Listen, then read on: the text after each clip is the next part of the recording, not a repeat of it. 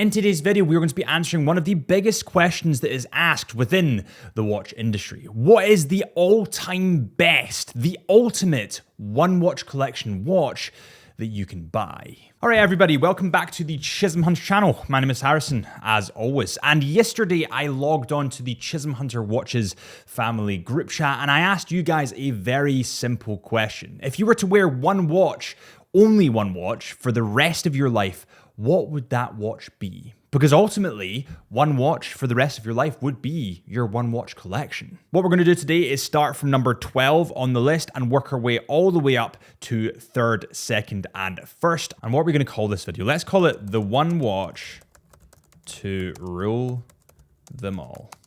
All right, starting at the start, we have a pretty iconic line. And before we even dive into this one specifically, we did get tons of Casio and G-Shock models, but there wasn't any that stacked to make a tally. You know, there was individual watches. There weren't tons from the same family. So I've taken one of the best and ranked it as number 12. This is the Casio GA B2100. Now, this Casio was actually commonly known, or is commonly known, as the Casio in the watch industry. There's no prizes for guessing why that is, because, you know, look at it. Casio as a brand just has so much respect in the watch industry. And I think that's partially because no matter where you are in your collecting journey, the odds are you probably started with a Casio watch. It's affordable, it's nigh on indestructible, and it can literally be worn with anything and respected in wearing it. So yeah, absolutely. This watch definitely fits all occasions, as do most Casios. So I think a lot of them would fit in this category. And this is technically, well, I'm not going to say it's in last place. It's still selected for the leaderboard,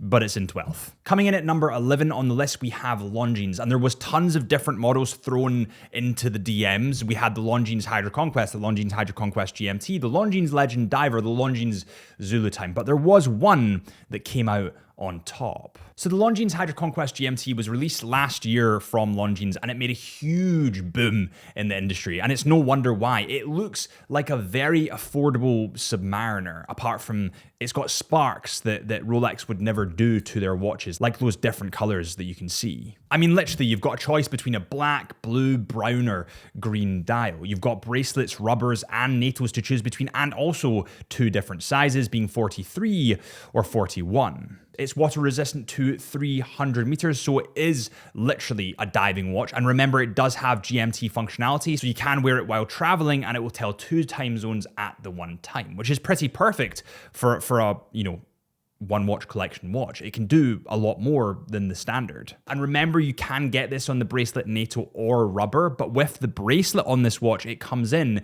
at roughly £2,750. I feel like with Longines in particular at the moment, and I'd love to get your guys' thoughts on this as well, everything they touch turns to gold. I mean, they just brought out a white Longines Legend Diver, which is to die for.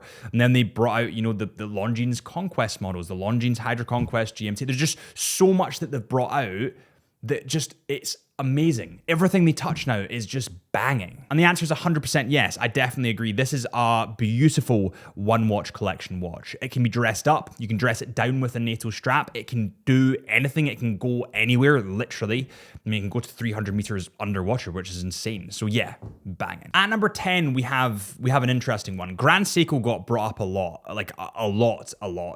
But there was one Grand Seiko that got 5 votes, whether all the others got 2s and 3s. And it was the Shunbun. This is the SBG A413, and as in all Grand Seikos, the dial is to die for. It's actually inspired by the cherry blossoms of spring in Japan, and actually, on another note, Japan's somewhere that I really want to visit in kind of spring when the cherry blossoms are falling for photography and videography. It'd actually be really cool to film a watch like this in Japan while that's going on, but that's one for the future. Now, a previous version of me would have said, absolutely not. A Grand Seiko is not a one and done watch. It is far too dressy. But that was up until I actually went to Iceland with James. Now, James actually owns a Grand Seiko, and what he has done is put a NATO strap on his Grand Seiko Shunbun. This allows him to wear it out in the field and really get good use out of his watch instead of it sitting in a safe and him never using it. And since that moment, I've had a new appreciation for Grand Seikos. I mean, I never thought to put a NATO strap like that on a Grand Seiko, but it looks Absolutely insane. Plus, you then get brilliant use out of your watch. So does it fit the one watch collection category?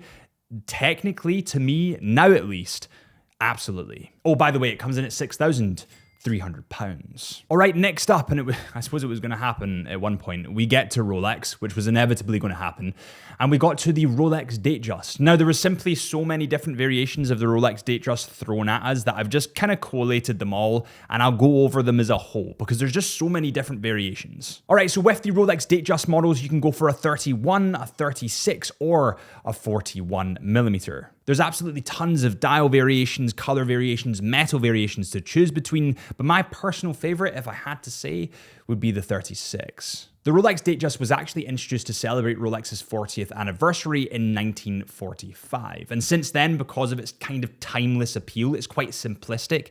It caught fire and there was just, iteration after iteration after iteration, and it grew and grew and grew in popularity until it is what we see today. Now, personally, I would say that this weighs more to the dressy side of Rolex rather than other models within their arsenal, but it's not up to me, it was up to you, and they made the list. Up next with 12 votes, we have the Rolex GMT-Master 2. And out of those 12 votes, 8 of them, which is actually quite high, all went for the same model. This is the Rolex GMT-Master 2 1266710BLNR, commonly known as the Batman. Now, if you're to pick this up new, which is very, very rare because there is such high demand for these watches, but if you were to pick it up new, you'd be paying around about £9,650 from today. But remember that every year Rolex do have price increases. Do I think that this is a one and done watch? Yes, I would say so. The only thing that I'd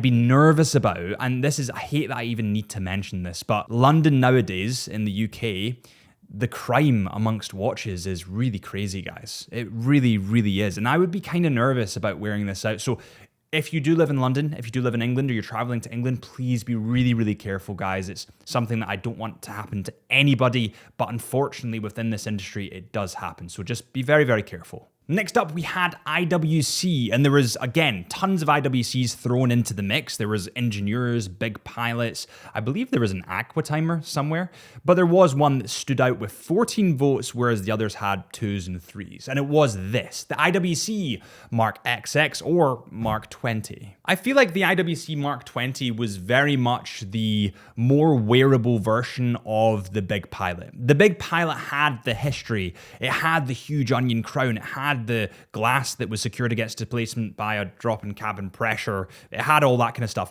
And this one still has all the technical goodness, but is more of a field watch, I would say.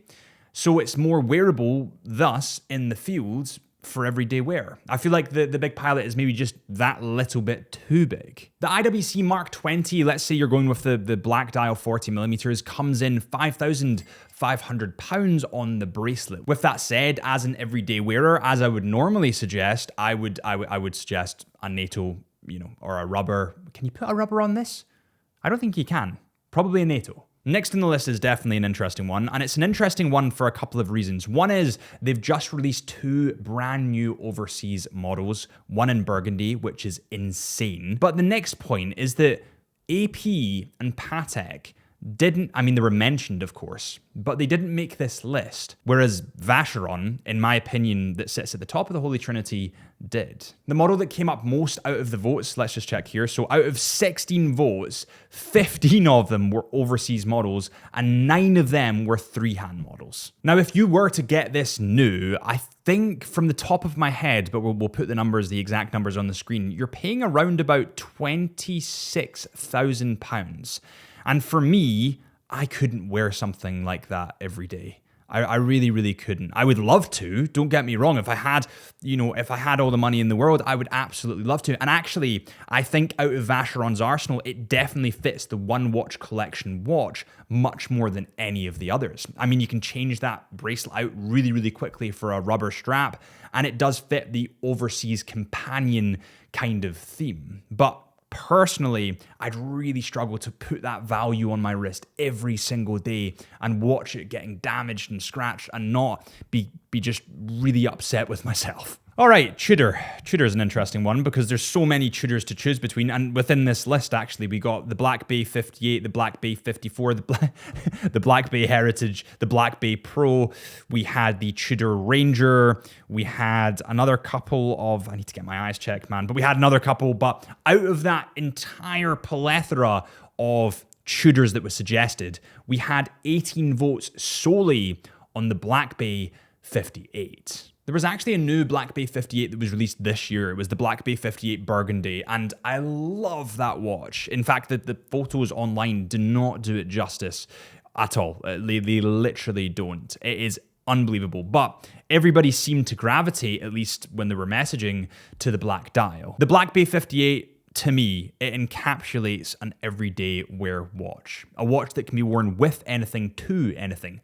Swap it for a NATO strap, put the bracelet back on it, dress it up. It literally would just go with anything. You want to go diving? Sure, it can handle it. You want to go up a hill? Sure, it can handle it, put it on a NATO. You want to go into the office, put a suit on and get the bracelet on, and it still looks banging. The Black Bay 58 comes in at £3,550. All right, so the next one's interesting. It's very interesting because I've categorized this all in the one pot because there's so many different variations of the same watch. Essentially, it's the Omega Speedmaster. Everybody knows about the Omega Speedmaster. It was the first watch on the moon. And there's so many different variations of the Omega Speedmaster since that iconic moon landing with the man himself, Buzz Aldrin. I mean, there's white dials, black dials, silver dials, kind of a champagne-y pink looking dial. You've got green dials, silver dials, gold metals, leather straps, literally everything that you can think of, the Speedmaster probably has it. Now, yes, there are variants of the Speedmaster like the Caliber 321, which has a different movement. There's lots of different metal variations, etc., etc. But if you were to get the full stainless steel sapphire sandwich, let's say, black dial, kind of the most common, I would say, Speedmaster, it comes in at £6,600. To me, the Speedmaster is a weird one. It's a bit like the Grand Seiko. I would say that it's more dressy, but that's only because I've put that limiter on in my brain to say that it's a dress watch. It's a bit like Grand Seiko. People have a switch in their brains where they go, no, that's really, really shiny. I don't want to wear that in the field. And all of a sudden it becomes a dress watch because you have placed it in that category. And I think that's quite similar to the Speedmaster. I actually had my Speedmaster in Finland. It was -20, I'm going to say. I still had it in the bracelet, but I probably should have switched it for a NATO. But it survived everything I put it through. I mean, I was on snowmobiles. I was watching the Northern Lights. I was doing everything that I do, adventuring. And it was brilliant. All right, and now we get to the podium. This is third place. So in third place, we have quite a funny one because it has 22 votes, but 20 of those 22 votes are for the no date variant. This is the Rolex Submariner no date. This watch just goes to show that boring is better. Boring lasts for longer. Things that outrage people less typically do. I mean, if you get a bright pink watch, it's very attractive. Everybody looks at it and goes, oh my God, it's a pink watch. But nobody actually buys it. Or those who do don't wear it forever because pink itself as a color is kind of more of a fashion statement. Whereas this is history. If you were to get one of these new, you'd be paying £8,100. But my knowledge in terms of people that I know in the industry is that you probably won't get one new, at least not at the moment. They're still really in high demand and they're fetching way above that on the pre-owned market. At number 2, we have I'm upset. I'm upset about this, actually, because the king has been beaten. But technically, this isn't the king. This is the king's children as well. This is everything from the Omega Seamaster to the Omega Planet Ocean to the Omega Aquaterra, etc., etc. This is essentially all the Seamaster watches. But out of the 26 votes that we got for that, about 16 of them were for the S&P 300. The Omega Seamaster 300 meters is often what I refer to as the king. I have the white dial variant, but there are tons of other variants that you can choose between. I mean, you have black dial, white dial, you have silver dial, green dial, the James Bond variants, if you want to go down that route. There's just so many different variants of the Omega Seamaster. It comes in with the rubber strap, that is, with the black dial. It comes in at £5,500. £300. And trust me, from personal experience, you can dress this up, you can dress it down. It suits literally everything. But I'm kind of sad that it didn't come in first.